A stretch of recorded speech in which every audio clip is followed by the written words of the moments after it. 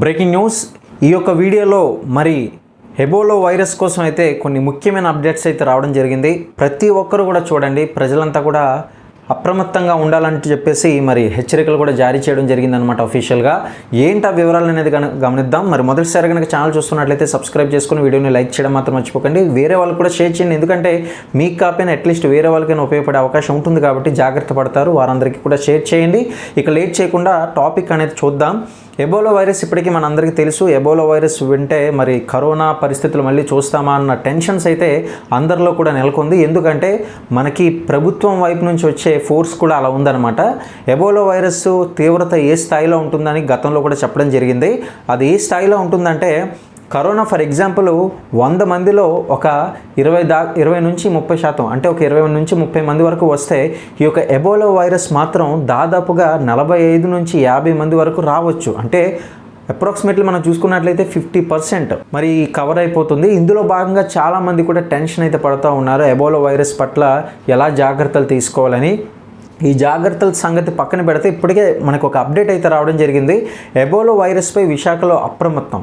మరి స్వయంగా చూసుకున్నట్లయితే మన ఆంధ్రప్రదేశ్ రాష్ట్రంలోనే దీనికి సంబంధించి విశాఖలో మనకి ఈ యొక్క అప్డేట్ అయితే రావడం జరిగింది. ఎబోలా వైరస్ నేపథ్యంలో విశాఖ జిల్లా యంత్రాంగం అయితే అప్రమత్తమైంది. ఎందుకంటే అటుపక్క నుంచి పరిస్థితులు ఎంత తీవ్రతంగా ఉంటుందో చూస్తూ ఉన్నారు దగ్గర నుంచి.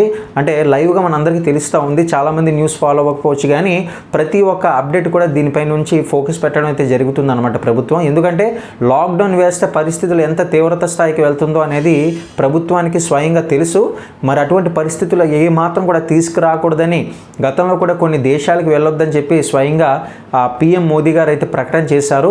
అదేవిధంగా చాలా వరకు కూడా జాగ్రత్తలు తీసుకోవాలని, ఎంతో అత్యవసరమైన పనులు ఉంటేనే ఈ యొక్క దేశాలకు వెళ్ళాలని కూడా సూచించడం జరిగింది.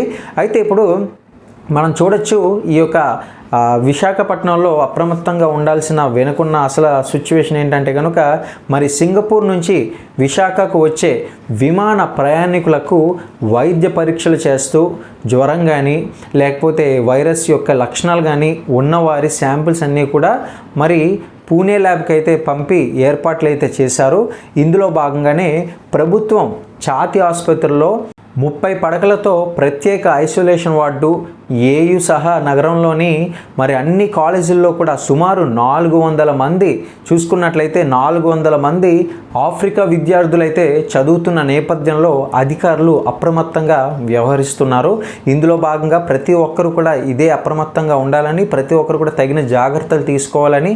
ఒక పక్క పరిస్థితులు వెదర్ చూస్తూ ఉంటే విపరీతమైన ఎండలు ఉంటుంది, లేదంటే విపరీతంగా వర్షం పడి మళ్ళీ యథావిధి స్థానానికి వచ్చేస్తుంది. కానీ ఇటువంటి పరిస్థితుల్లో ఎండల తీవ్రత చాలా ఎక్కువ ఉంది కాబట్టి మాస్కులు వాడడానికి ప్రయత్నం చేయండి. ఒక పక్క మీరు ఏమైనా స్కార్ఫ్ లాంటిది కర్చీఫ్తో కానీ కట్టుకున్నట్లయితే ఒక పక్క ఎండ తీవ్రత డైరెక్ట్ మొహం మీద పడకుండా ఉంటుంది.